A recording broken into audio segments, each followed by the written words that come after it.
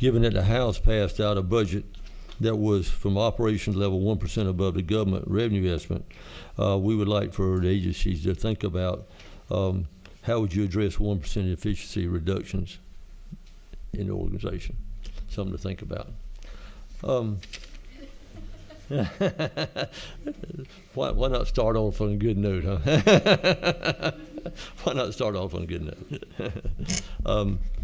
I'll tell you what, let's open it with a prayer, and I'll be happy to do it. Lord God, what a great day you've given us. And Father, you've given us another day to honor you. And Lord, we just thank you for the agencies that are here to present today. And Lord, we just ask you to open up our hearts and open up our minds. And Father, as we listen to them, Lord, we just ask you always to help us do the right thing for the people of Georgia. In your Son's name we pray. Amen. Okay, thank you all for being here. So we're going to open it up. Good morning, Ms. Chancellor. You going to save that tie for Monday? Yeah. Yeah.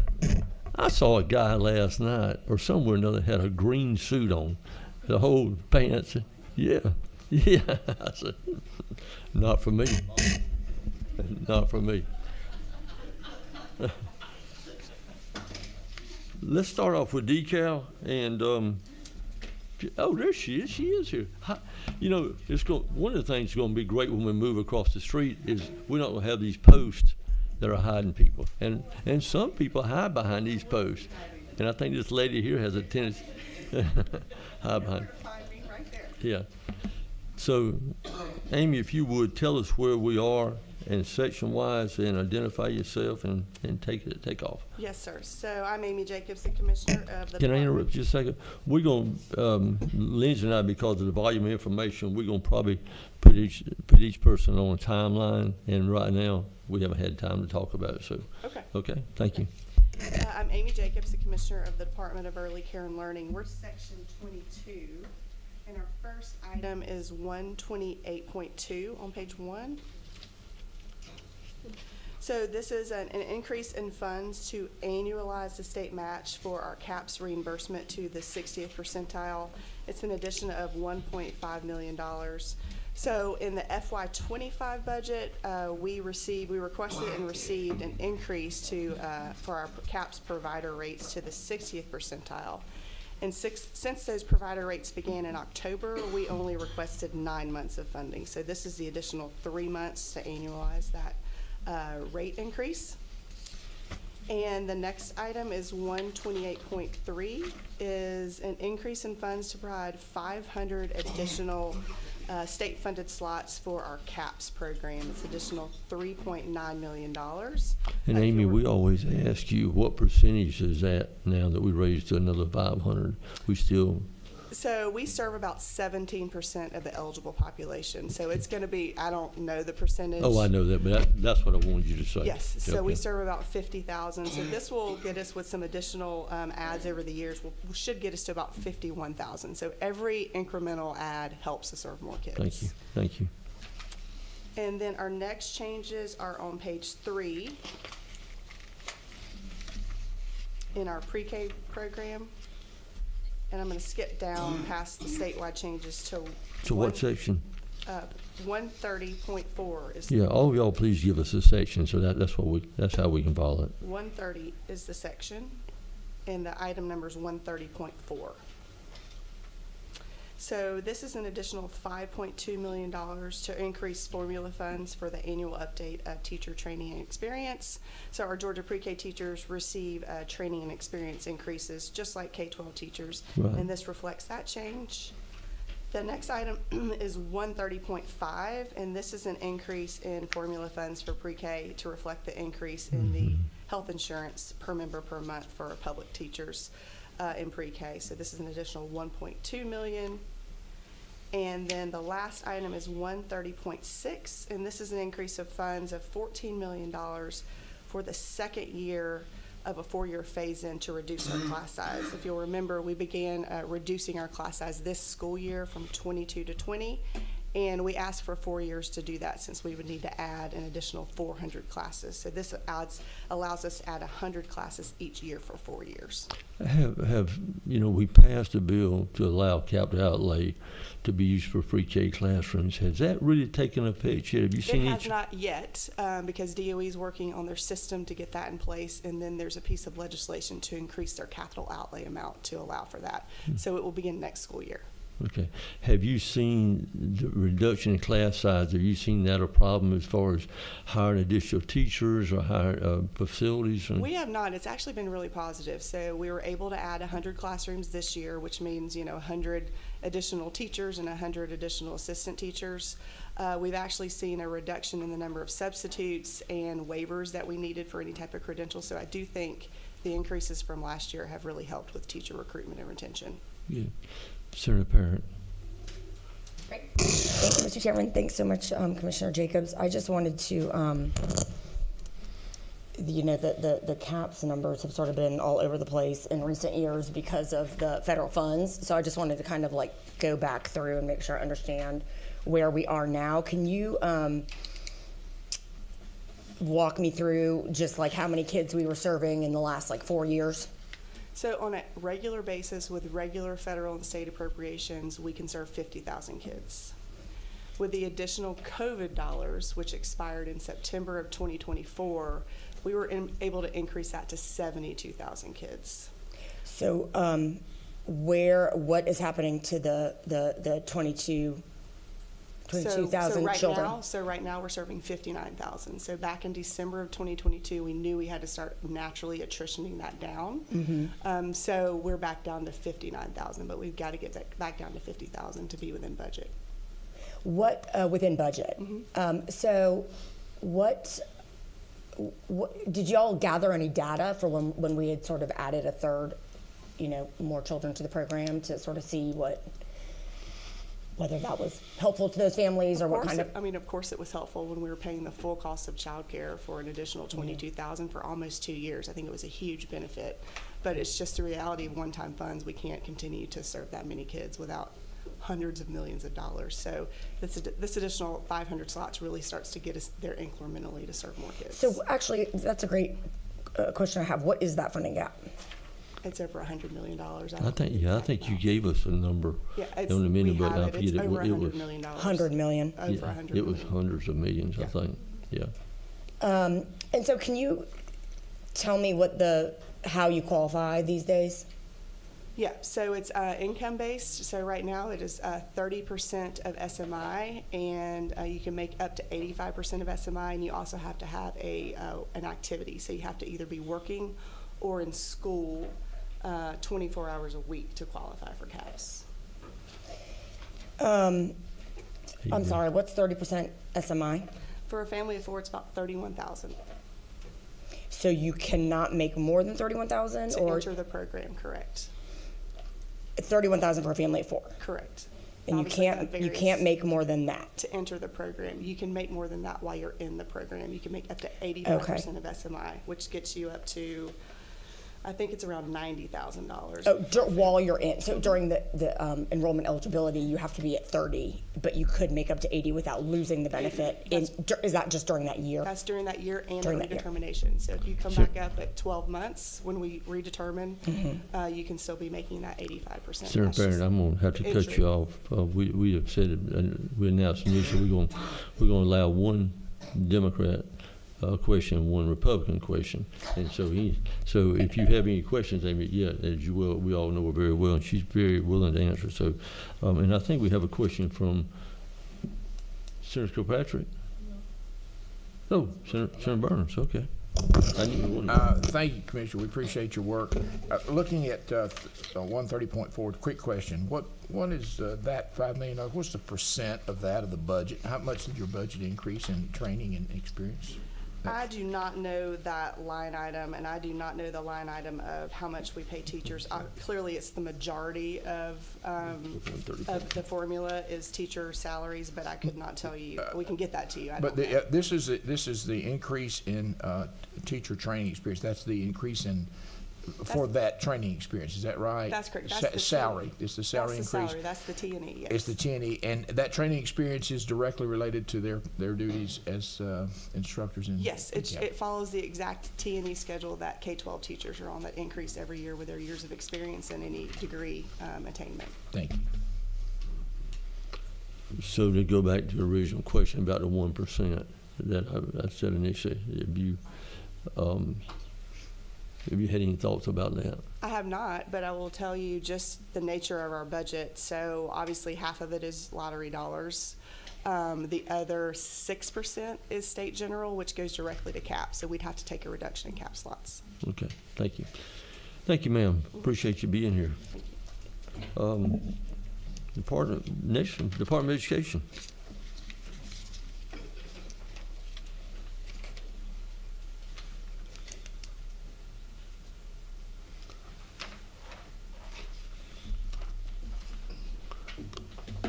Good morning, sir. Morning, sir. Yeah, if you would please identify yourself and tell us where you're at. Well, I know where you're at, but I'm talking about in the budget. I am Russ Grome. I'm the Chief Financial Officer for the Department of Education. You pull the mic down to you. Yeah, there you go. And we are section 143.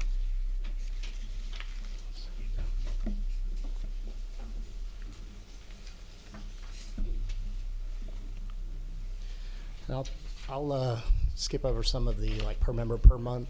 'Cause And I know this is there was some big lifts in this that the House put in for safety and that type of thing. So there's a lot of new numbers in here. So if you would, let's just kind of go through them. We're gonna be sensitive of time, but we're not gonna spend forever on it either. Yes, Okay. sir. I'll try to hit the highlights, but if there's any questions. First change in the House recommended budget is the 144.4. This is a $500,000 increase to fund plasma games. This is a learning platform that fuses science standards, real world applications, and CTAE STEM career paths.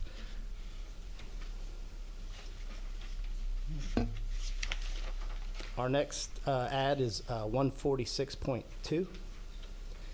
This is an increase in our communities and schools of $250,000. This is a request directly from the Communities and Schools program. Actually, this is funds about half of their request to expand the program. They got some one-time funds last year, and were able to expand to over 100,000 students, and so they'd like to request this increase to try to continue that service. Our next increase is 147.4. This is $2.5 million, as you can remember in the amended budget, to increase the base for PSAT and AP so that we don't have to come each amendment. 2.5 million's been about what the number has kind of sustained at. We may have to ask for a little bit in the amended next year, but this would keep us from asking for millions each amended budget cycle. Next change is 148.998. This is a $6.1 million transfer. I can talk about that later when we get to that program, but this is a literacy transfer or special project program for literacy coach initiative. We're actually transferring the In funds. committee, you'll see in a minute that we actually have created a whole new section on literacy. Yes, sir. And this gets transferred to that section. It's not that we're doing away with it, please don't think of that right now, but it's actually been transferred in a whole new section to address literacy. Yeah, it's still within our budget, just another program down. Next major change is 150.4. It's just a big number, so I wanted to mention it. It's just a cleanup of data where the decrease in enrollment for T&E for GNETs has gone from about 1.8 to about $4 million, and the department agrees with that number.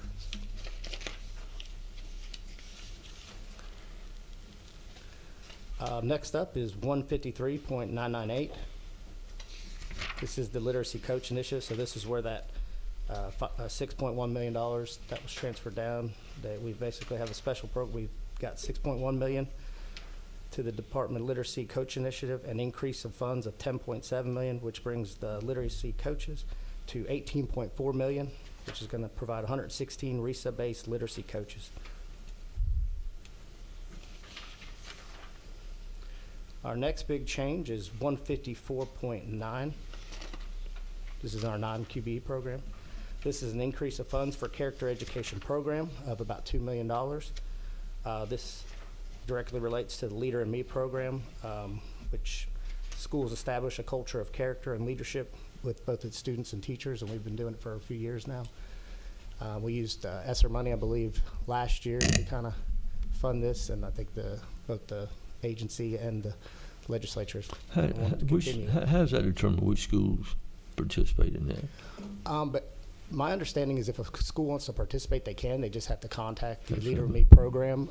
We've been, both our board, our education, and then the company itself have put it out there to all districts. So it's wide open if they want to participate. And they've had slots available in the last round, so nobody should be turned away that Okay, wants to. thank you. Next change is 154.10. This is a reduced funds of $3 million and transfer about $2 million from the Department of Education for the Universal Reading Screener Initiative. Next up is 154.11. This is an increase of funds for feminine hygiene grants. This is an increase of $150,000, which now brings the total in that grant to about $1,650,000. 154.12, this is a increase of funds for educators of school supplies pursuant to Senate Bill 464, which is the School Supplies for Education Act. This is going to give about $100 per classroom, which is about $7.5 million. Our next major change is 155.3. There was a reduction in the governor's budget for school nutrition funds based on the number of meals served.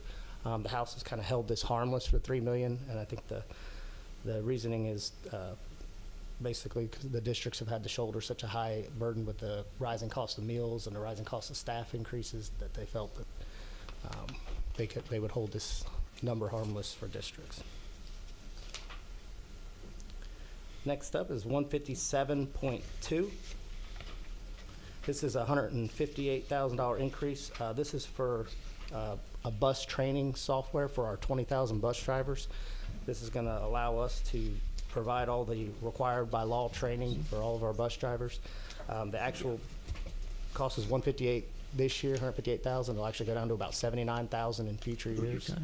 So we think it's a really good software that allows us to be compliant with both laws and all safety for all of our bus drivers in the state.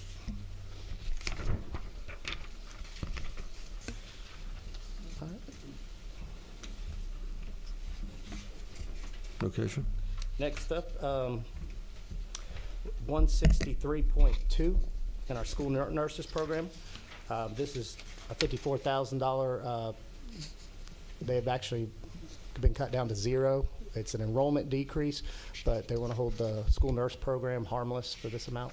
So we're not going to actually reduce the funds sending out to school nurses. 164.1. This is an increase of about $150,000 for a school safety coordinator position.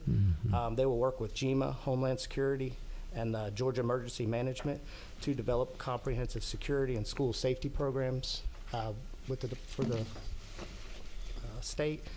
This person will also administer the school security grants, the reimbursement grants from 23 and the amended 25 budget, and the formula $108 million grant that's part of the ongoing budget. 164.2, there's an increase of funds for a contract with the Georgia Emergency Management and Homeland Security Agency for a statewide school and safety database and for local training and development of a behavioral threat assessment management system. This is about $25 million. And that bill is currently in judiciary, as I understand, in the Senate. Yes, sir.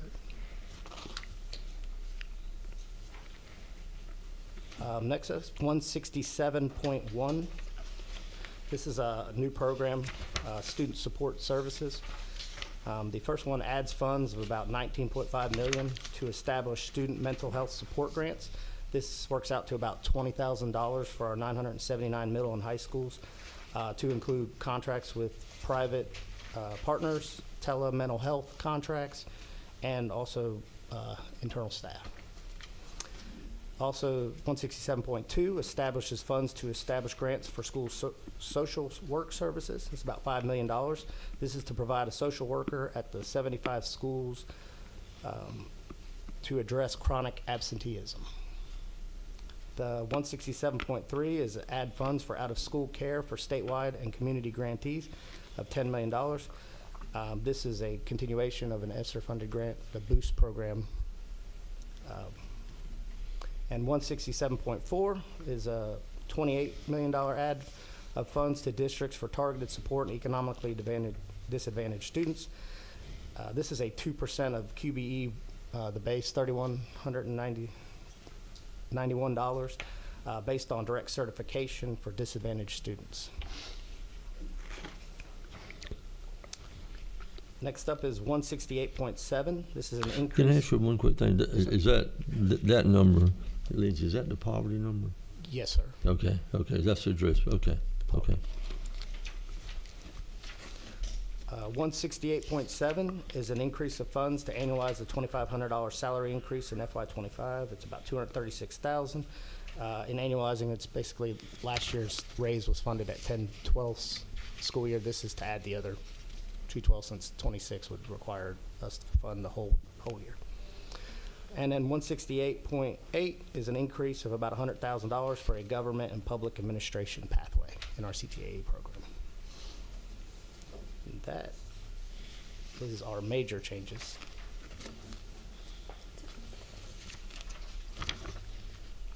Wow, okay.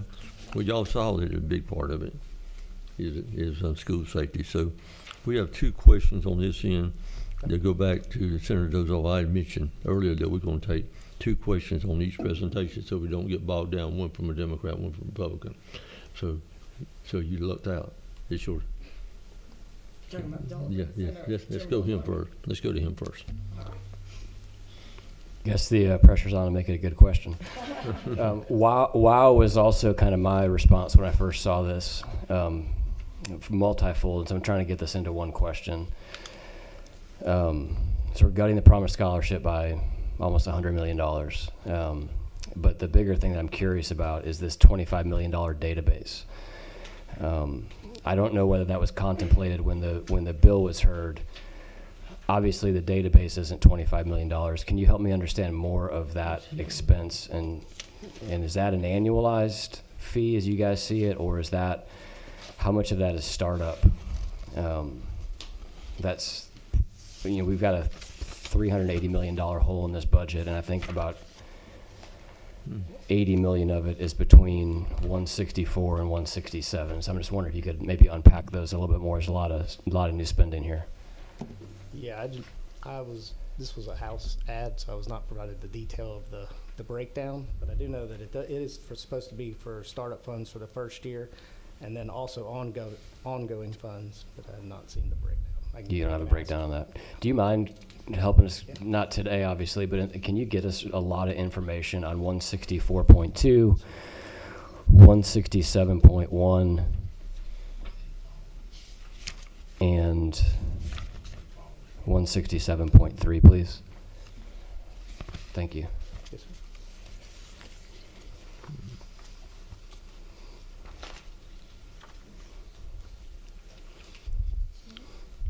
You get those things? Yes, sir. Okay.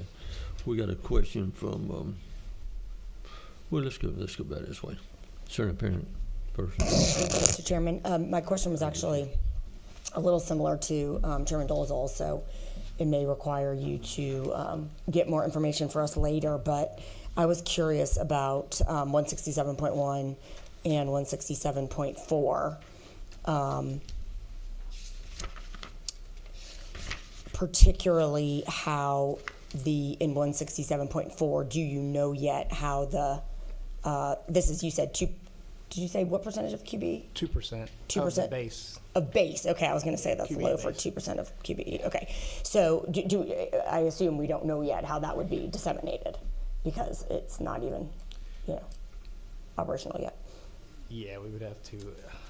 We'd have to come up with the process for that. to have Okay, it sent yeah, I over. figured that might be the case, but, Yeah, the House is added some things that I think are really helpful to support the success of kids in the schools and get them where we need them to be. So, thanks.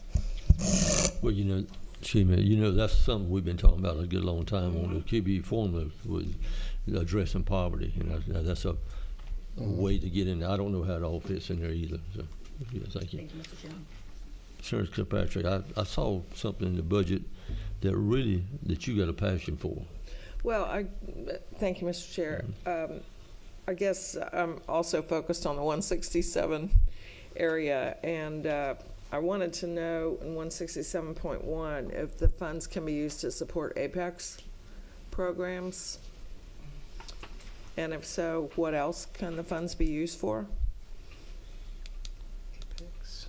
I can check on the Apex. But Okay. I do know it's for, Because we have these concerns about workforce all the time, so we're spending a lot of money on positions that we may not be able to fill. So I'd like to have more information about your thoughts on how we're going to fill these positions, and particularly 167.2 with regards to social workers. Same question about that. And if the social workers are funded, is it the same reasons, the workforce shortages, that we don't have those positions filled?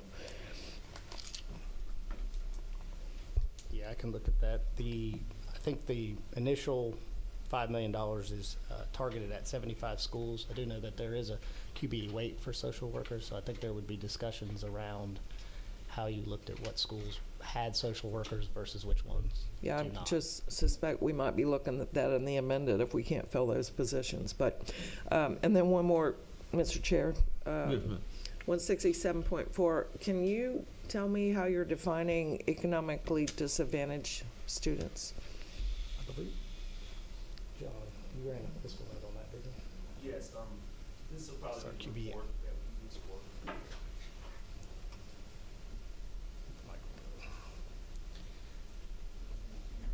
Yeah, we did do a fiscal note on part of this. Yes, let me see. It's the 2%. Of the base Okay. for direct certification. Yes, we'll have a report for direct certification that we can actually pull and calculate that way. So we'll have those numbers, and basically we'll take the 2% of the base teacher salary, the base weight of 9 through 12, and then we'll multiply that. Does that Okay, make sense? I'd have to see that on paper to And understand.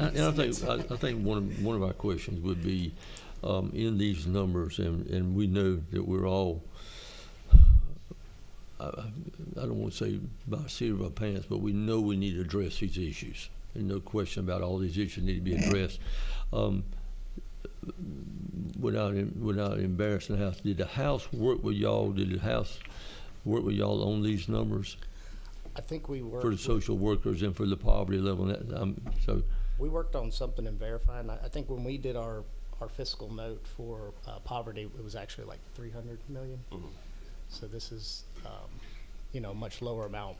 My understanding is Say that again, please. it was about 300 million when And what was that number for? for poverty weight.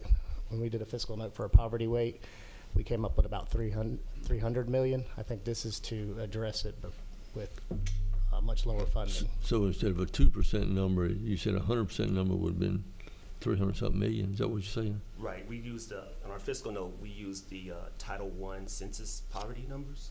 So this one would be direct certification based on the reports we have Okay. that are submitted to us. Okay. I know on our security grants, we were looking very heavily at hiring all post-certified officers for these schools. Do y'all know whether that's happened or has not happened? I'm not aware. We can check on that Okay. for you. I would really appreciate if you would update the schedule that y'all did for us maybe several months ago about what the schools have used the money for for the security grants and all. I think it'd be good for our committee to know that. Okay. Mr. Chairman, can I ask a quick, it's not even a follow-up, do you mind? Yeah, it'll be Very quick. quick. It's not even a real question. Okay. So I was looking at something else during your exchange, and I think I heard you say that your analysis on a poverty weight across Georgia, if we did one in QBE, or disadvantaged student weight would be 300 million. That's using census data. So we have a grant coming, Title I grant, which uses poverty for census, and so the fiscal note was using that data. The data used here was the direct certification report that we have here. Okay, thank you. Just wanted to get that, make sure I heard that number. Okay, thank you. Thank y'all. Thank you for your presentation. And again, committee members, if you got any other questions, please don't hesitate to ask the DOE about it. We all, you know. We know we got a lot of issues, and I know that in addressing this, we're playing catch up. That's just kind of the life we live in right now, is a catch up life in education. Okay, very good. So our next presenter, State Charter School. Donovan, come on up, Don. Please address yourself and where we're at in the budget. Good morning, Mr. Chairman and members of the committee. My name is Donovan Head. I'm the Executive Director of the State Charter Schools Commission, and I have here with me Carmen Freemeyer. She is our Director of Finance. I believe we are section 165.1 within the Department of Education budget. So what you'll see there is, I can just explain here, when House Bill 318 passed the legislature last year, some of these funds should have been transferred from Godot, and unfortunately were not transferred. So we're doing that in the budget, and we do appreciate the Senate Budget Office and the chairman and the committee here for the support on that. We based the funding requests by trying to tie the House Bill 318 requirements, and by the way, just to summarize what that was moving the Office of Charter School Compliance over to the State Charter Schools Commission to oversee local charter school authorization practices. Currently, the SCSC is responsible for state and local charter school authorization, so we support local charter school districts and their charter schools. We've been using revenue we receive from state charter schools to complete this currently. So most of our funding, as you see it above there, almost all of our funding, I should say, comes from our charter schools. It's a 1.8% withhold from each of our charter schools. And we're encouraged, I just want to say we're encouraged by the funds that were transferred in the FY25 amended budget, and then we ask that favorable consideration from the Senate on these additional funds for FY26.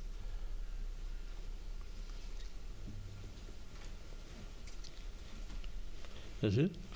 Oh, yeah. It's a very time. We're Yes. part of this Pull Department of the Education. microphone. Sorry. We're part of the Georgia Department of Education's Right. budget, and so this is just a small Right. insert that was added. So it's just to support that House Bill 318 funds. Good.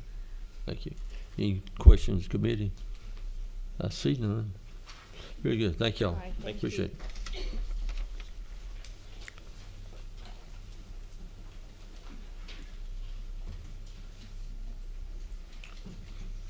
Employees Retirement System.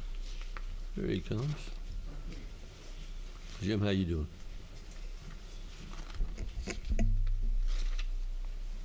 Please identify yourself and tell us where we're at in the budget. Hi, I'm Jim Potvin. I'm the Executive Director for the Employees Retirement System, and I'm beginning on line 172.1. And if you notice, Jim, Senator Orrick is not here, so you're okay.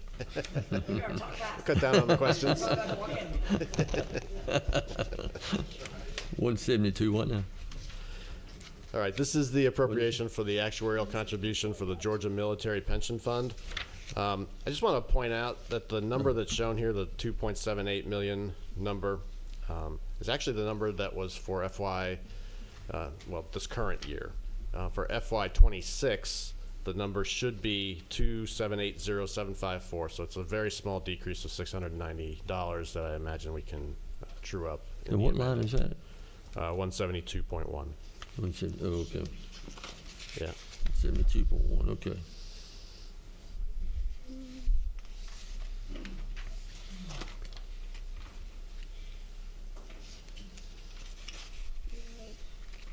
What is it? 173.1 What about 173.1? and 174.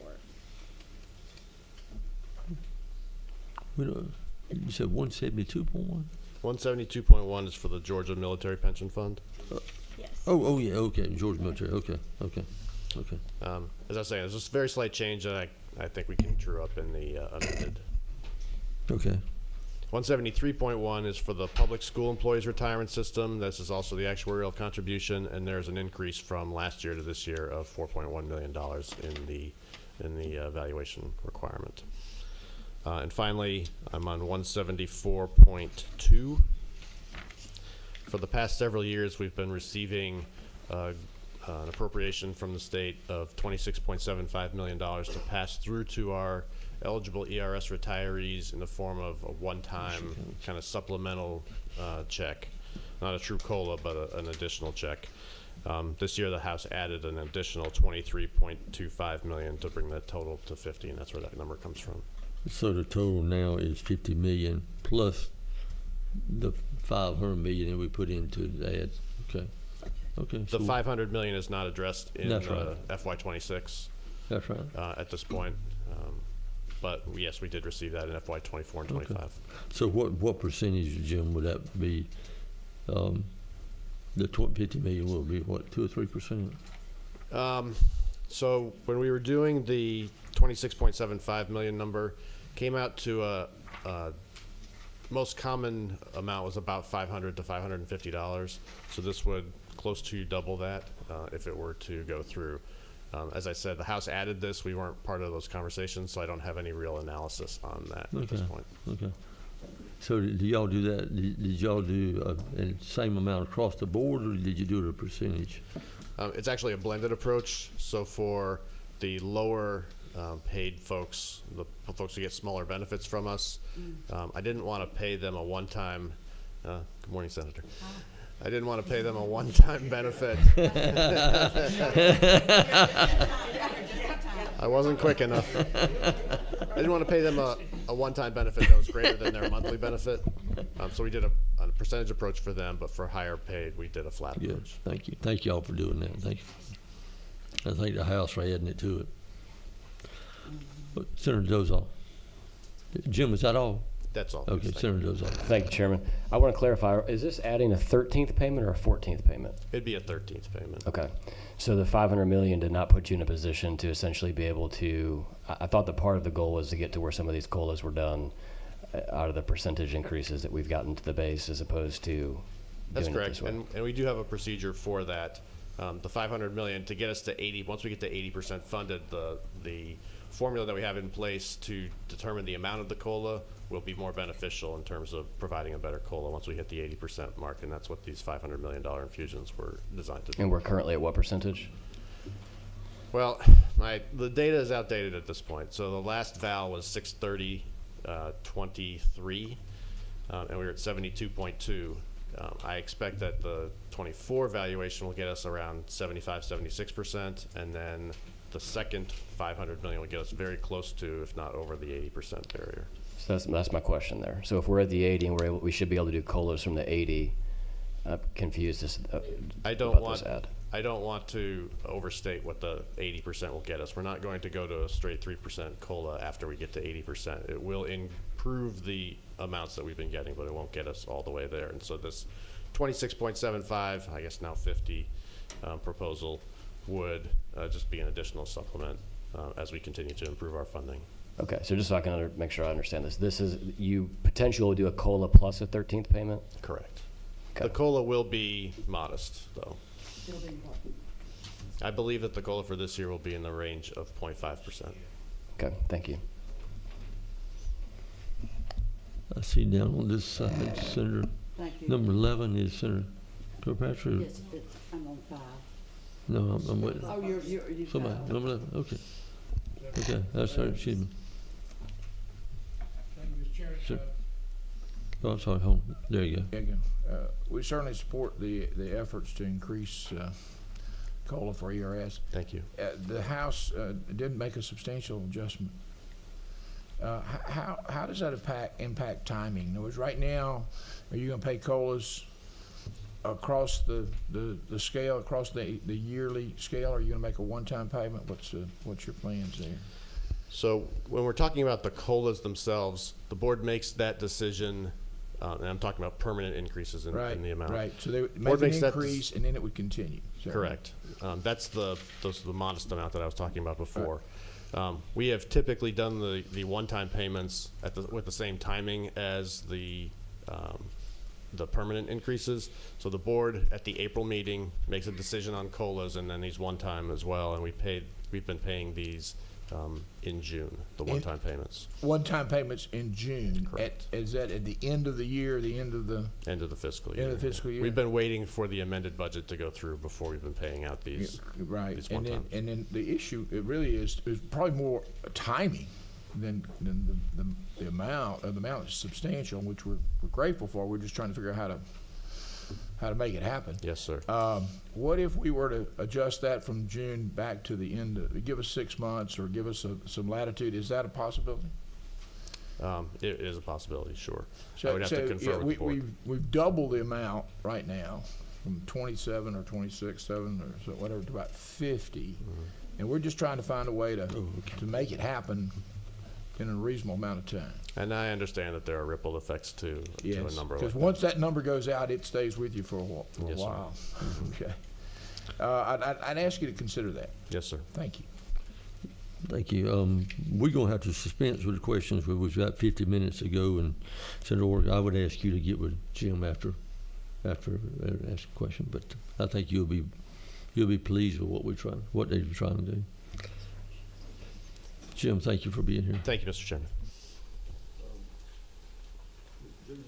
Ms. Jody Barra, Professional Standards.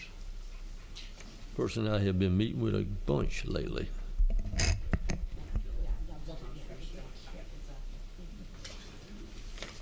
Ms. Barra, identify yourself and tell us where we're at in the budget.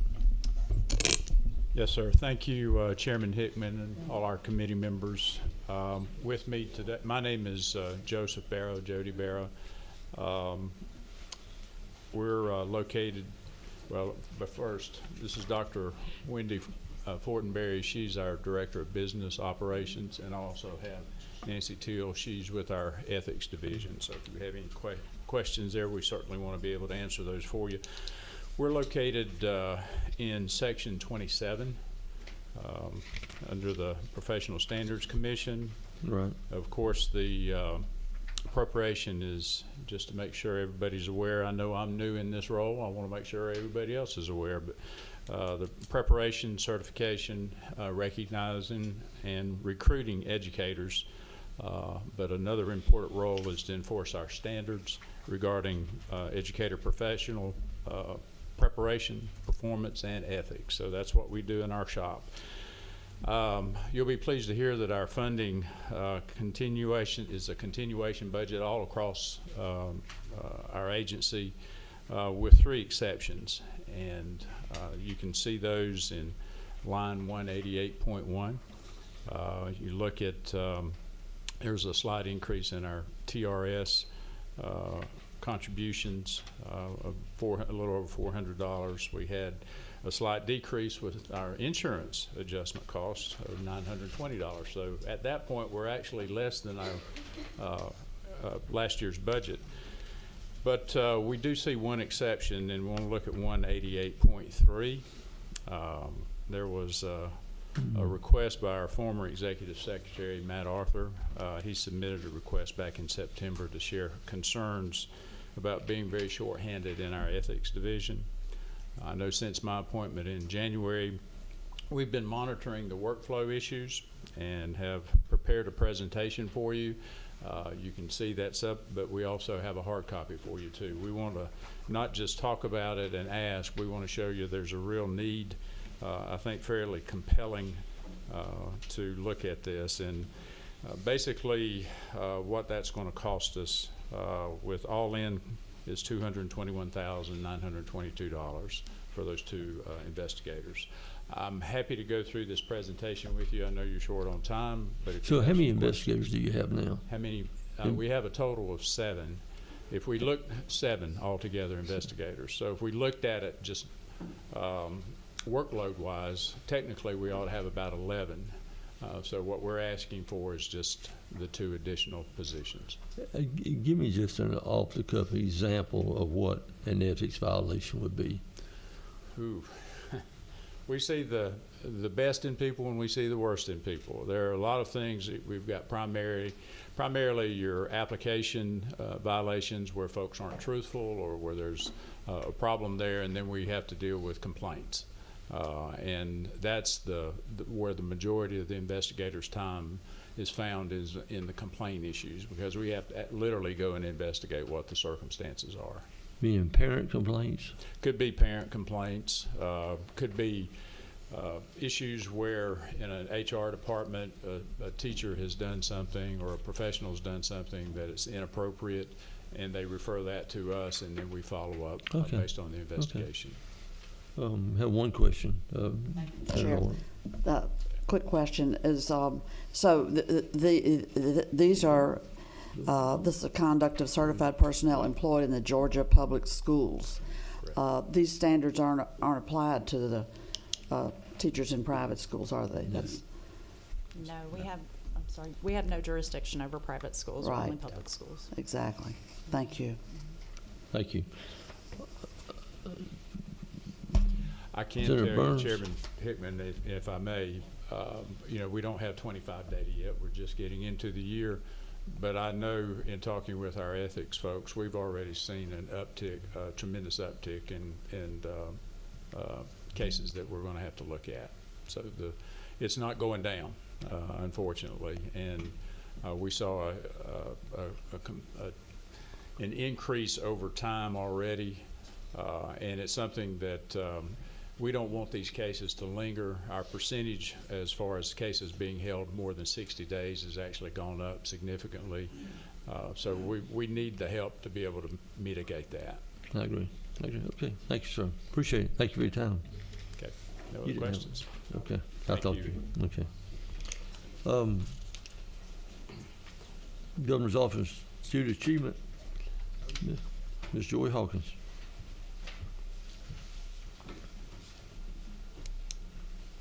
Good morning, Mr. Chair. Good morning.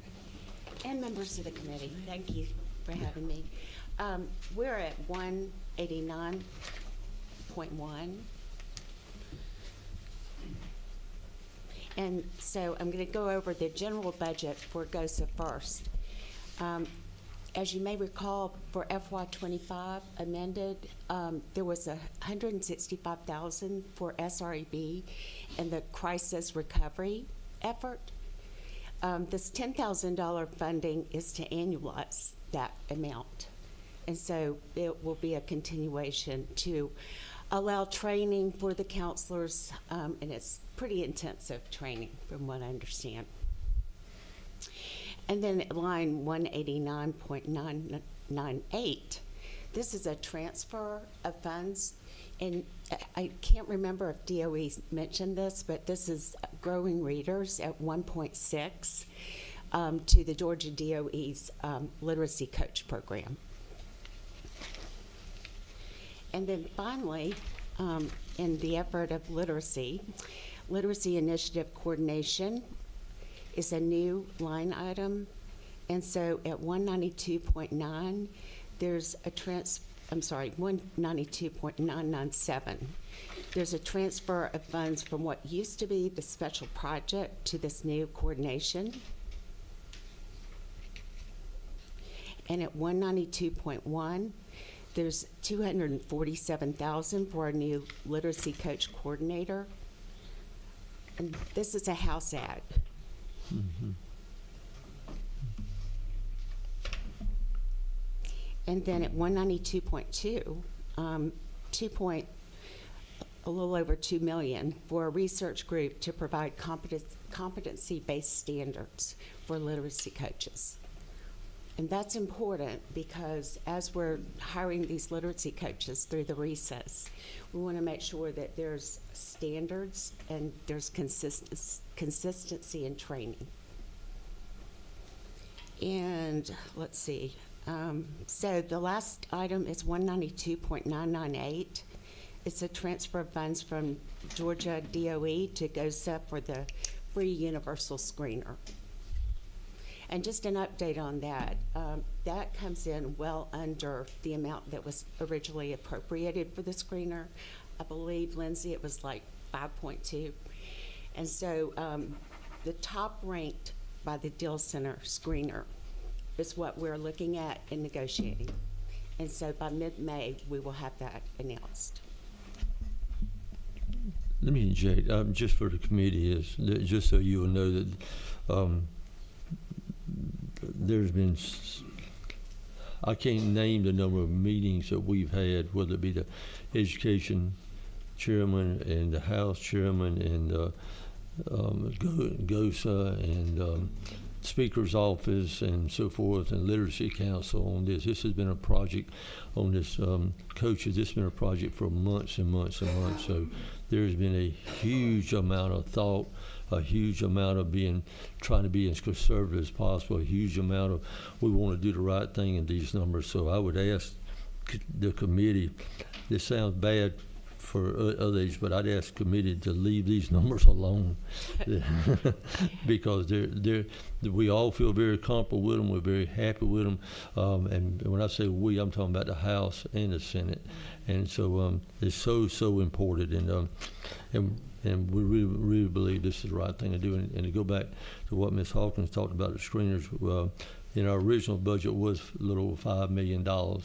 And we Deal Center identified 5 screeners, and the number one free screener actually turned out to be the most reasonable screener. And we were very adamant that we did not want the cheapest, we wanted the best. But as it turned out, the best was the cheapest. And so we're very I know. so we're very happy with that. So I just wanted y'all to know that. And thank you for your hard work on that. We're still working hard on it. Absolutely. And I'll just add that these house ads are also endorsed by the Council on Literacy through the Executive Committee. Exactly. Any questions of Ms. Hawkins? Great job. Thank you, ma'am. Thank you. Mr. Chancellor, good to see you, sir. Thank you. Good morning, Mr. Chairman and members of the committee. Sonny Perdue, representing the Board of Regents and the university system, and I want you to know I'll be happy to answer any of your questions after this meeting at the after the chairman's request. We gave him out. But I'm going to begin on your tracking number of 1301. That's where the big dollars are. And once again, I want to express our appreciation on behalf of 26 institutions in the university system for the formula funding. Obviously, this funding is getting long, and the dating of it is in the early 80s, but it's what we're still using, obviously, for our teaching programs across the system. And we're fortunately coming out of COVID, so the numbers that is credit hours earned, and you see in 301.1, we see some other various programs there. The $11 million in 301.1 is reflecting just the TRS employer rate change percentage increase there. You're going to see that in other USG programs as well. 301.2, that's a decrease on obviously DOS administered insurance programs. And then the big number obviously is the formula funding on 301.3, $167.8 million. We're grateful for the growth. That means more Georgia students are getting educated, workforce prepared, and moving into the workforce to create the great economic flywheel, I like to call, with economic development and talent flow throughout our state. So we're blessed to have that. Most of you know that this is on a 2-year lag, and we're coming out of COVID. This is the first year we've actually seen growth for essentially all of our institutions. We've been lagging behind, but virtually all of them showed some growth this past year. So we appreciate that. And the $1.7 million in the 301 on 301.4 is that 167 includes some maintenance and operation money of 1.7 as well, and that's also formulaic. 301.4 is 17.7 million.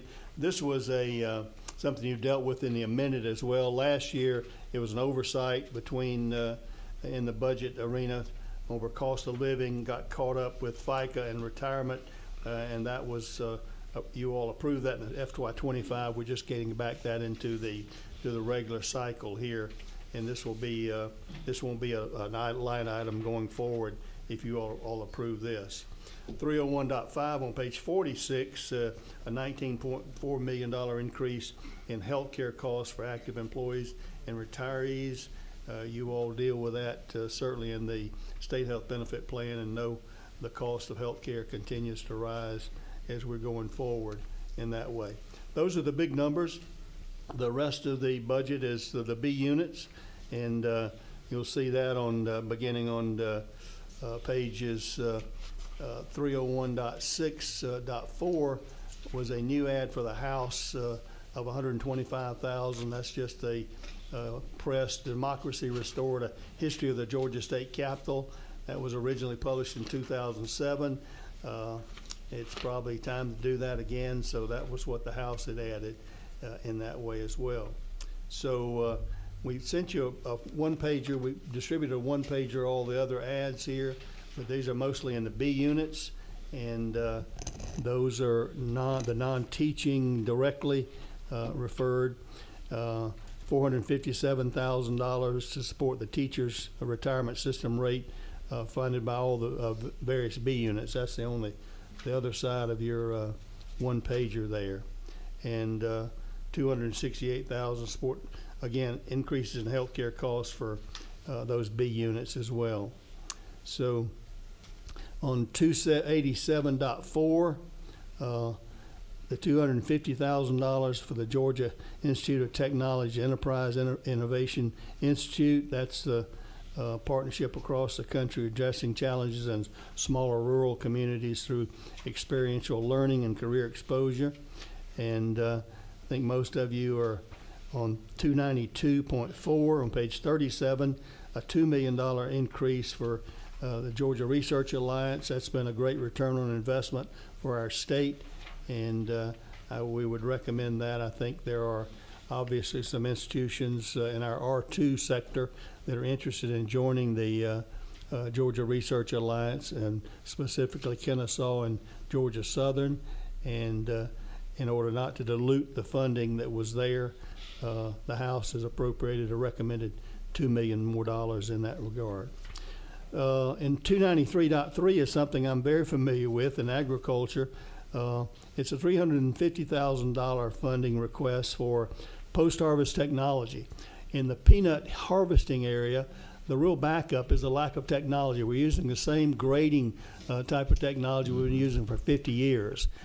All the machines are faster and everything is faster, except this grading is slowing down the harvesting technique and creating a real bottleneck at our delivery stations in that way. So this is going to ask Georgia Tech to devise some modern AI technology, optics, and other type of sensory devices that we can do the grading faster for that. So that'll be a huge benefit for our agricultural coming through our research at Georgia Tech in that way. Let me address the 296.1 on page 41. You see a major decrease there of $8.7 million, and that's removing the state match from a very successful program at the medical college, the 3+ program. This is a service program for medical college graduates where their tuition is paid out of this endowment for service in rural areas. The problem is not without merit. The problem is it was a 50-50 agreement between the local group and the state. The state's upheld its portion of that. The local endowment has not. So the state's recommending we take a pause in that in order for the local people to catch up. It's a message to the local community and those folks there that they need to kind of pick up in that way. I think they fully matched at one time after the original agreement. But it's been very successful, a 3-year graduation program with these physicians going in rural areas for a service agreement that way. On 297.2 is, again, library funds, $372,000 local library funds added by the House there. 297.4, again, health insurance, once again, $1.84 million for our library employees that are part of the state health benefit plan as we go there. And 298.3 and 298.8 on page 43, you've got a combination, a reduction and a transfer from the Center for Rural Prosperity, which had been attached to ABAC, and to the Department of Agriculture. We support this move. We think that's probably the best place for the Center for Rural Prosperity in combination with the Department of Economic Development as well as us, but it can be more flexible in that way, and we support that move as well in that way. Some of the money, total money, is coming from economic development as well in that way. On 298.4 on page 43, the House did remove the $3 million recommended by the governor on supporting continued excellence at our law schools, our 2 public law schools here in the state, and that is something that had been desired for better clinical preparation and experiential learning of our law school students as well. I want to point out specifically on 298.5, this is a particular request that we had of the of you all. We've spoken to leadership on both sides, the House and the Senate, over creating a new college of civic thought and leadership in that way. Florida got a lot of attention. Obviously, Tennessee's done this. Arizona State, Ohio, throughout all of its system that way. And it's really a takeoff on a liberal arts type education with a specific school of civil thought and leadership that will allow us to do the planning for that as well. The request was $750, and the House, we think, looks like it added half, and we would request you all adding to that to make it a $750,000 add in that regard. On 298.6, you see a $2.5 million reduction. It's elimination of our summer foster care program.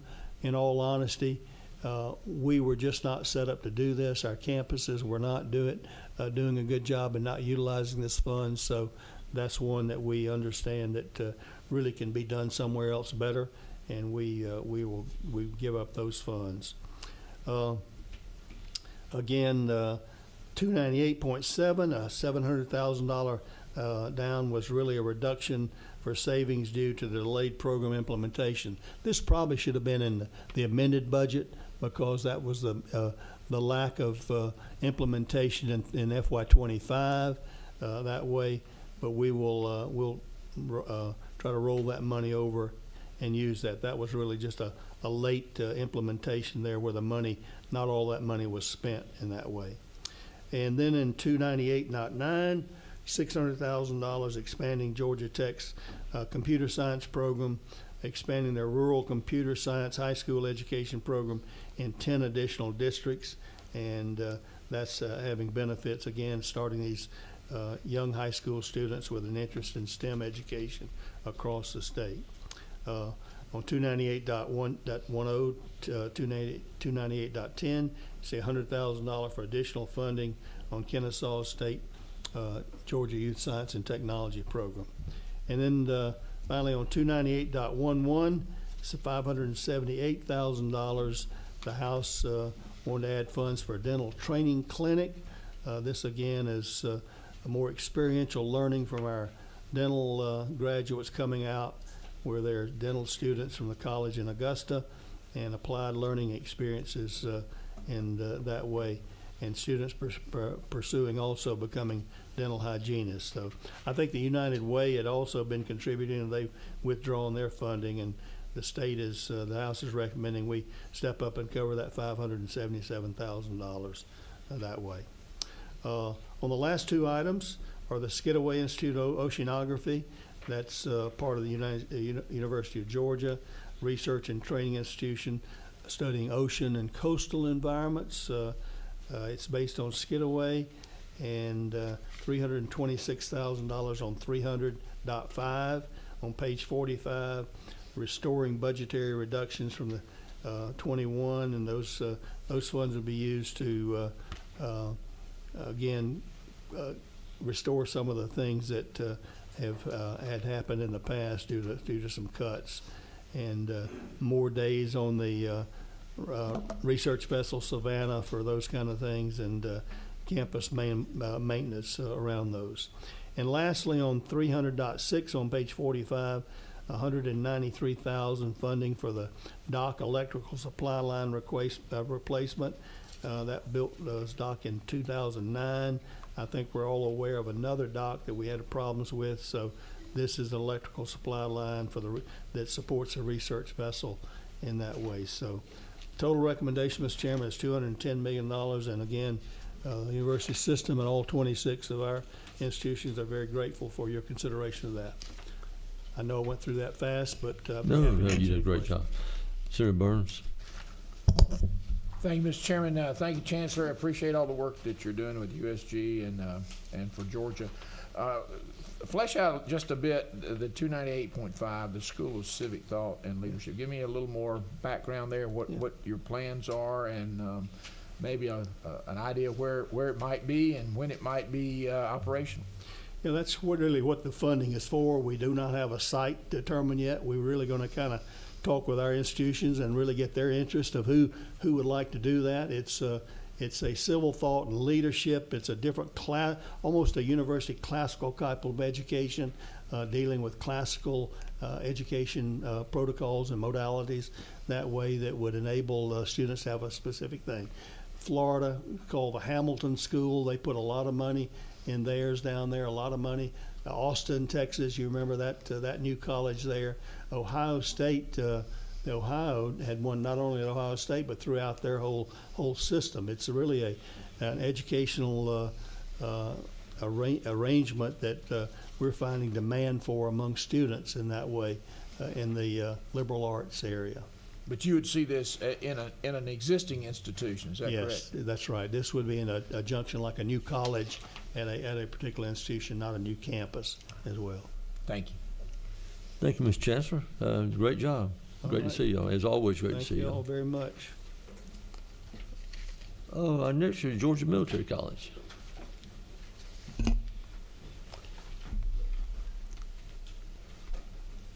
And General Caldwell is retiring when? Yes, sir. Good morning, sir. Colonel Chip Kirby, Georgia Military College. Right now, General Caldwell was unable to be here today due to the situation with his eye. So he's retiring when? As soon as we have selected a replacement for him. Oh, okay. He has agreed to stay on until a successor has been found and that person can report for duty. Thank you, sir. So thank you, sir. I appreciate that. Good morning, sir, Chairman, and members of the committee. Colonel Chip Kirby, CFO at Georgia Military College. If I could draw your attention to page 48, line 305 is where our first budget entry is. For our budget this year, the appropriations for the junior college and the preparatory school, the House had carried over the governor's proposed amounts. So you'll see I'll begin with 305 for the junior college. The junior college is not a formula funded program. And with that, we saw a slight reduction for our insurance premium decrease, which was looks like a statewide impact. And with that, I just offer for your consideration that the funding amount at $3.9 million this year in 2025 is equal to the amount of money we've received annually since 2019.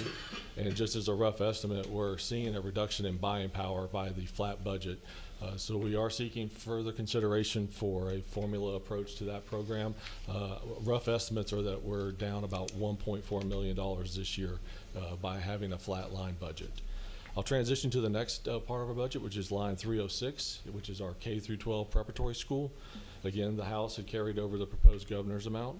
With our preparatory school, it is a formula-driven budget, and this year's increase is due to the completion of the expansion of our 3rd and 4th grade classrooms and the support we had for Wilder Hall there at Milledgeville. I would ask just for your consideration in the future that with the state health insurance increase for the employer premiums, that increase over the past 3 years has nearly doubled for the institution. And while we are appreciative of the funding we do get for the preparatory school, there is a large portion of the faculty and staff at the Georgia Military College which are not funded for this.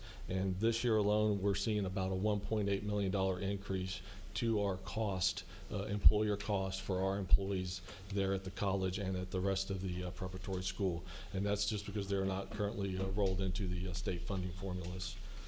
Sir, that completes the Georgia Military College appropriations piece, I left with the staff, or with Lindsay, a copy of an information paper. We did have 2 capital requests we submitted to the General Assembly for your That's right. consideration. Yeah, So yeah. that's all I have for this morning. Yeah. Subject to your questions. I see no questions. Thank you, sir. Thank you all for very being here. much. And wish General Caldwell our best. Yeah, Sure will do. Thank definitely you for your so. time. Y'all have a good morning. Personally, I don't know how the committee feels, but I am so happy when we have pages from y'all's school. They're so polite. They're so mannerly. I mean, all those things and not to say the others are not too, but thank you for letting me come. Yeah, thank you. Very professional. Georgia Public Telecommunications Commission. There he comes. Good morning, Mr. Chairman. How you doing, sir? Good, sir. Bert Wesley Huffman. I'm with the Georgia Public Telecommunications Commission, doing business as Georgia Public Broadcasting. So, nothing in the appropriation. We're at 307.1, page 50. No increase over last year. Only just some moderate statewide. It actually comes to a little bit of a decrease, leaving the base appropriation there at 13.2 million. But we do have a capital request. And that's on page 3 of 10. It's 380.29. That's $955,000 that will essentially allow us to be able to upgrade 4 ailing transmitters, 2 television, 2 radio. They're all in South Georgia. The TV transmitters are in Pelham and Rennes, and the radio transmitters in Brunswick and Tifton. Obviously, those are areas that often see bad weather.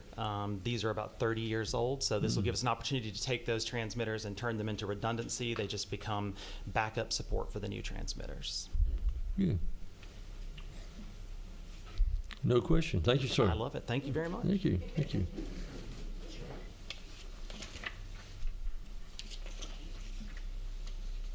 Georgia Student Finance, Ms. Lynn Riley. Thank you. You know we're all crying. We're all crying. She's retiring. Thank you, Mr. Chairman. Very kind, and it's been an honor to work with you all for a great number of years. I keep putting a guilt trip on her. She's not buying in. Yes, Well, ma'am. thank you, Mr. Chairman. I'm looking forward to Thank you. my final presentation before the Appropriations Committee this morning. Let me first start off with dual enrollment, line number 330.1. The governor's recommendation was an add to increase the projected need of $21.4 million. The House has reduced that by $4 million at $17.4 million. The next item for your attention is line 332.1, and this is to establish the Georgia Foster Care Scholarship in line with Senate Bill 85, which the members of the Senate approved and is being carried by Chairman Matt Brass. Currently, there is no funding for this program at this point, but I imagine that might be something considered along the appropriation process. Next line item is 334.1. It's the HERO Scholarship, and there is a recommendation by the House to reduce $50,000 of funding. That amount is available in our reserves for that program, so that should not be a complication.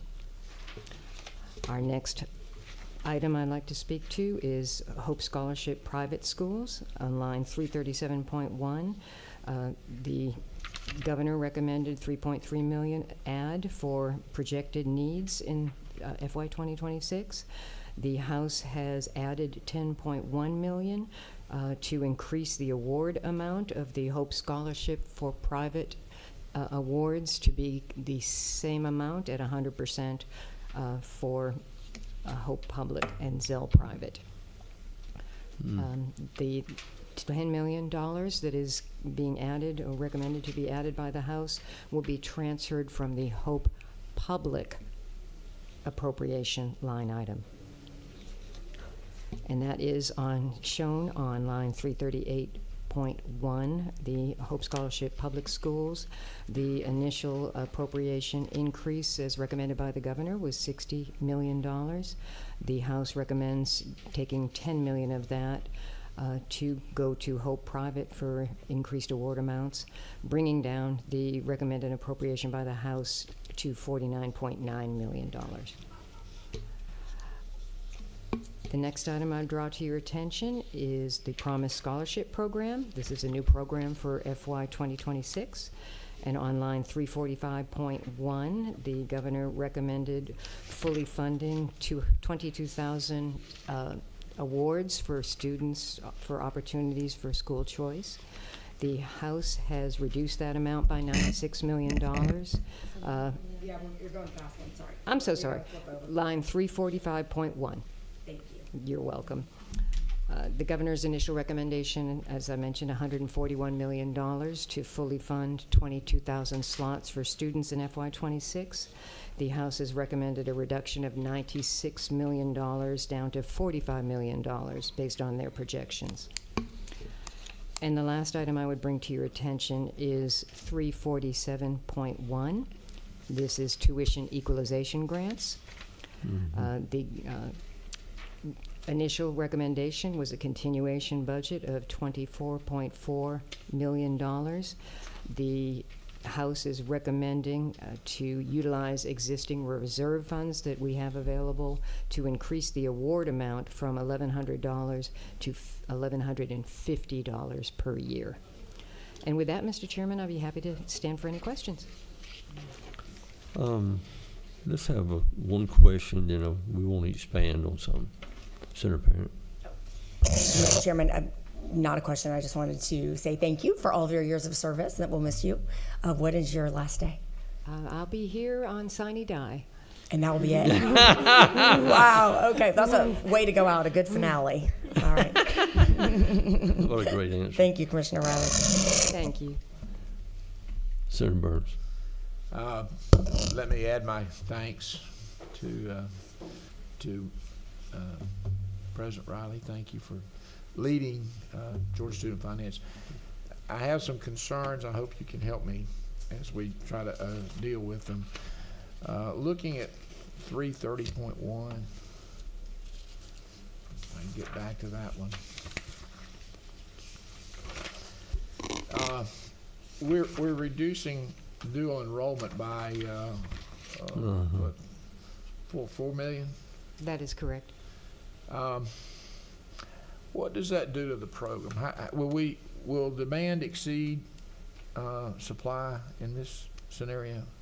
Potentially, yes, Mr. Chairman. We've been watching expanded growth of the dual enrollment program. We currently have more applications for the upcoming academic year beginning in August than we had at this time last year. So the appetite continues to grow.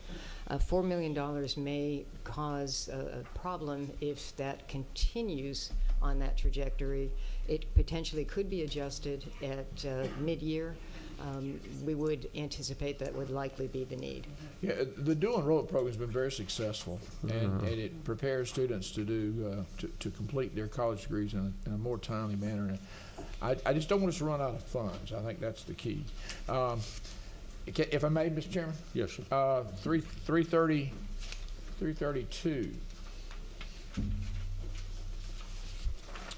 332.1. If I can find that number again. Yeah, 332.1.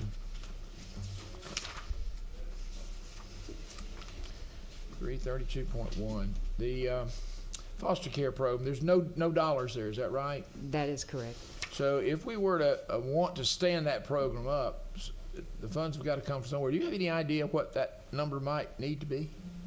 We've heard in testimony from this sponsor of the bill that they believe that there might be some subset of 700 to 750 students that would take advantage of So this. a relatively small number? A relatively small number, and it would take us some time to develop the program, so we would not anticipate awards immediately. Okay. It might be later in FY26, or maybe it may take as long as standing up for FY27. So we might could defer to the amended budget to consider standing that program up, because we probably couldn't get them in in the near term. Is that fairly? Certainly, we would not be able to enroll or provide awards for the fall 2025 academic year, this coming August. Okay. Depending on the timing, there might be need for some money for us to be able to issue awards in January. Okay. Well, we want you to work with us on that as we get a better feel for what might be needed. I don't think it's going to be a great deal, but I think it's something we need to consider. Certainly. Last question, if I could. Hope Scholarship, we're shifting $10 million from publics to privates. Is that right? That is correct, Mr. 338.1, Chairman. and then it goes over to 337.2. So it goes from 338.1 Correct. To 337.2. 337.2. What does that do to Hope? We believe that we can accommodate that adjustment. There is an ability in appropriation language for us to flex between programs if we are running short. Okay. But that's a small amount. But we think that we could manage this adjustment and still be able to meet the demand for all of the Hope Awards through the end of the year. You know, we certainly support hopes in both the public sector and the private sector, but this is a reallocation of those resources. Is that true? That is correct. Okay. I would ask that you continue to monitor and manage that and kind of keep us updated. Certainly, Mr. Thank Chairman. you. Thanks, sir. Let's address, we don't have a whole lot of time because we got some other people need to present. Let's talk about the Promise Scholarship. Yeah. And give us the number of applications in week 1, the number of applications in week 2. There's such a significant decrease in the dollars here versus what the House versus the governor. I'm not expecting you to, and the expected need and all that, so forth. Thank you, Mr. Chairman, for that question. The reduction by the House of $96 million would reduce the number of students that could be served in the first year from 22,000 down to about 7,000. Today, we opened our application portal on March 1st, and we are 12 days into the first application period. We currently have close to 7,000 families. 7,000. Close to 7,000 families that have started their applications. 5,000 have completed them. And we are going through the evaluation process to ensure that they all have submitted every bit of information to be fully eligible. I would also remind the members that the construct of Senate Bill 233 requires a rolling enrollment construct. We will open in June another application period for FY 2026 where we would continue to accept applications. However, considering what the House is contemplating for a reduction, we would be capped at 7,000 and potentially immediately have closure to the program. And so your expectation in your infinite wisdom that you've got from all these, in these years you've been here. I didn't say, yeah.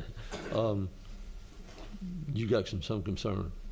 We do believe there's a great appetite for this program. We're seeing applications roll in from across the state.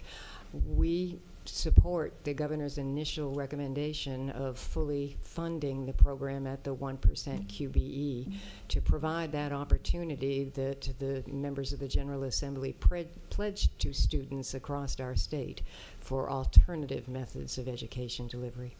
Okay, very good. Thank you, man. We appreciate that so much. Thank you. Y'all have a great day. TRS. This gentleman was here about 6:30 this morning, or 6:45. Yeah, right, exactly. Good morning, Mr. Chairman and Good members morning. of the committee. My name is Buster Evans, Executive Director of the Teachers Retirement System of Georgia. My goal is to give you hopefully the briefest presentation that you have an opportunity to hear this morning. So we'll jump right into the only item that we have. This is section 45, line 349.1. The only amount of direct appropriation that TRS receives is down to $62,000, representing COLAs for 4 people who were merged into the Teachers Retirement System many years ago. It has been my hope and goal that this number would go away before I left, but I believe these people are going to outlive me, so that's a great thing for them. I will take an opportunity to mention, because it's come up in a number of other items, and it's a good thing, but it has a touch of a cost to it. You did notice an increase in the actuarial determined employer contribution rate that has been mentioned, and in some of our employers' budgets, that number is going to 21.91%, and that basically reflects a growth in wage. What does that mean?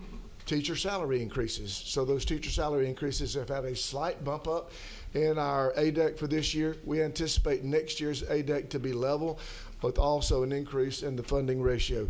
And Mr. Chairman, unless there are questions, I can wrap up my presentation. You and I, yes, sir. You and I have been working on a return to work program. Tell us how that's going to affect the retirement system, impact the retirement system. Well, the return to work program that the chairman is referring to was under the original bill, House Bill 385, that allowed retired educators after a 12-month break in service return to work in critical needs areas. There are a couple of versions of that bill sunsets in July 1, 2026, so it's imperative that if we're going to continue this provision, particularly for those critical needs areas, that bill be revised and renewed. That bill has gone from the Senate Retirement Committee to the actuary for review, so it will go. We are expecting similar bills coming from the House. The current version of that bill has been very successful for us because it allows us to have retired educators go into these areas to provide, to teach in these critical needs areas.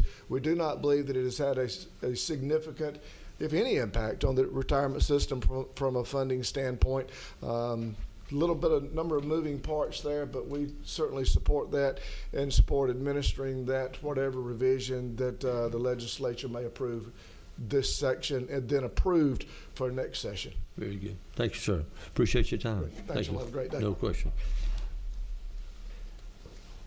You know, Greg, we're gonna start moving y'all to the top. I mean, y'all, it's just, it's just,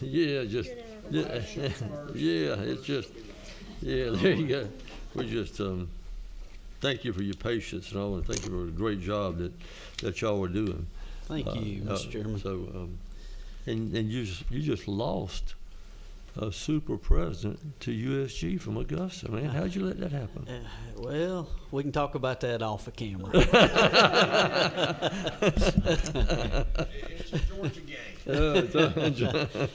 Georgia game. Continue to serve Georgia. There you go. I will say, Mr. Chairman, Dr. Worrell is an incredible asset, and we are glad he is still in our state. But we will miss him down in Augusta at Augusta Tech. I agree. He's been phenomenal.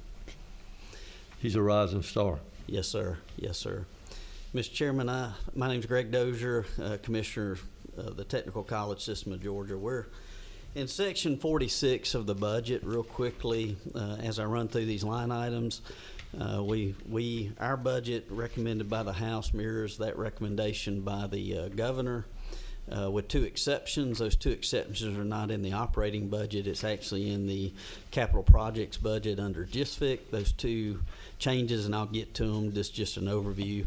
But those two items is some planning money for a advanced manufacturing facility in Augusta, which we're very excited about, and some equipment money to finish a project that's CDL and Vector down in Columbus. But diving into our budget, the first change, and I'll hit these very generically, is item 351.1 on my page 64. I'm not sure what page that would be for you guys. But the first three items, 351.1, 351.2, 351.3, are the statewide changes. The first one is the one that Buster just mentioned, TRS. In this program, it's a $10,000 ad, but globally for us, just so you know the impact globally, it's $364,910 when you add up each program on that item. The second statewide change is a DOAS insurance. You see in the administrative program here at 351.2, that's a small $1,000 ad, but I am very proud that DOAS charges based on risk. And when you look across our entire agency, our risk went down by $191,000. So when you look across the whole agency, that is actually a reduction when you add up each program's cost. The last statewide change is the TeamWorks billing for PeopleSoft. In 351.3, that's a $5,000 ad, but to give you an idea of the total impact of teamworks across the state agency, it's a $102,000 ad. The first change that is not a statewide change in our budget, if you'll flip several pages, is under our technical education program. That line item, I'll pause for a second, is 355.4 for you to get to that. And that first change is actually something I'm very proud of. It's an increase in enrollment, a 10.6% increase in enrollment, and a slight decline in our square footage on the formula. That slight decline is basically where we have renovated and opened new space. We've been able to decrease the leases that we had, so it created a net decrease. That's a $33.4 million ad. Some of the highlights for this year, and hopefully you're seeing that in your local areas, is we experienced in the technical ed credit side of our house the highest enrollment since 2013 at 148,000 students enrolled. We had the highest ever number of graduates this past year, 40,451 graduates this year. Inside that 10.6% increase, I really wanted to brag traditional enrollment, not just dual enrollment. Over the years, we're real proud of dual enrollment, but traditional enrollment was up 6.7%. And when you look at traditional enrollment, we've had 8 consecutive semester growth for traditional students.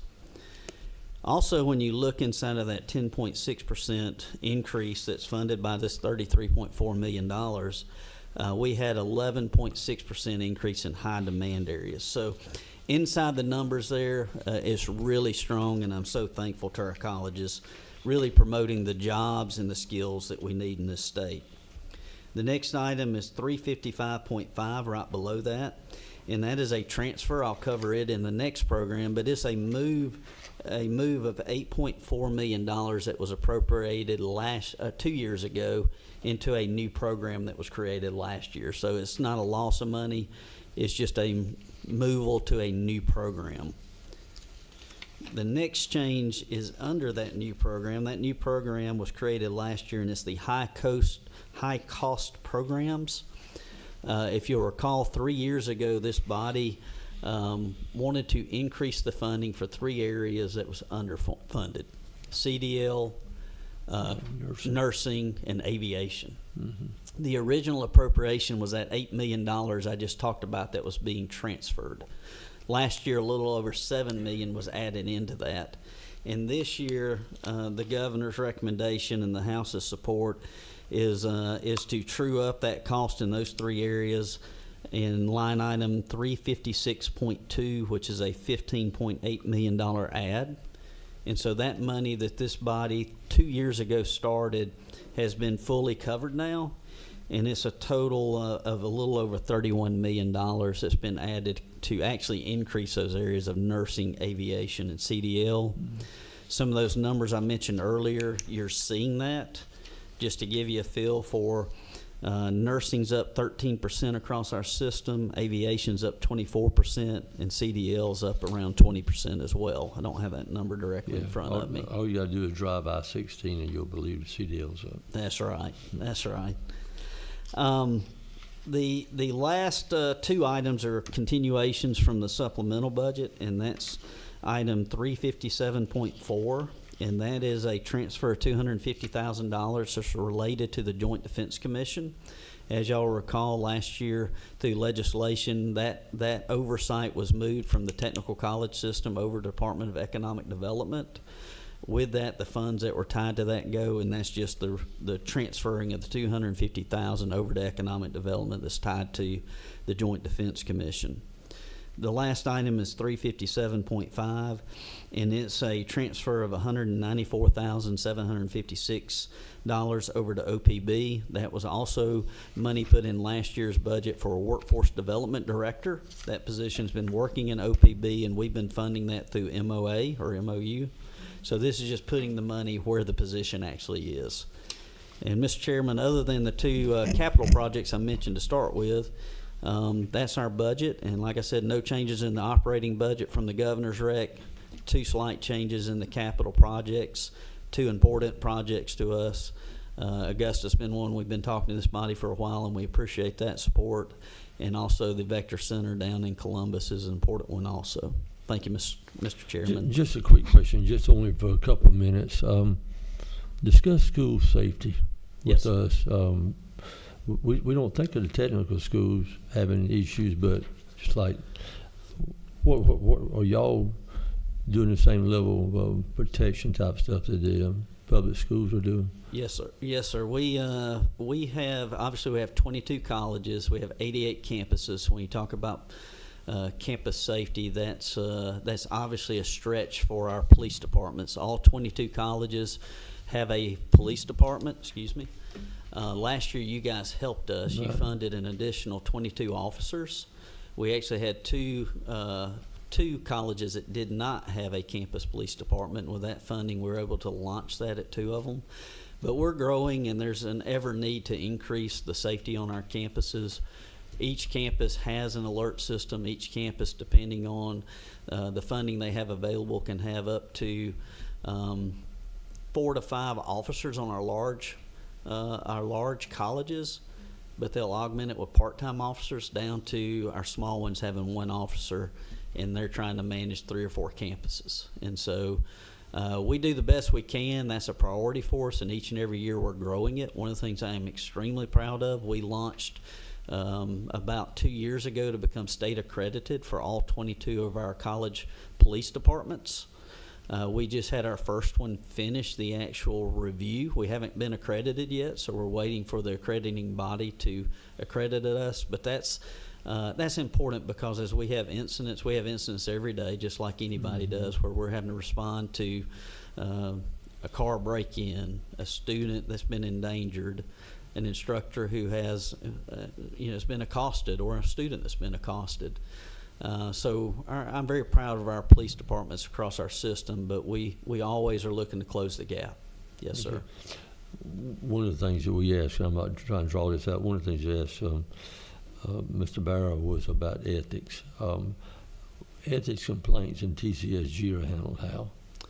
So we handle those internally if they come in. So they come up through our ethics officer, which is our general counsel in the agency. He then reviews and investigates those depending on the actual complaint.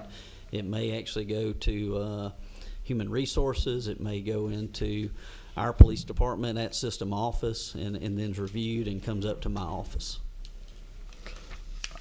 Thank you so much, and I really want to thank Senator Burns for staying here. You see all the rest of our friends have left. I thank you both for your support, always. So his passion for education tells you why he's still here.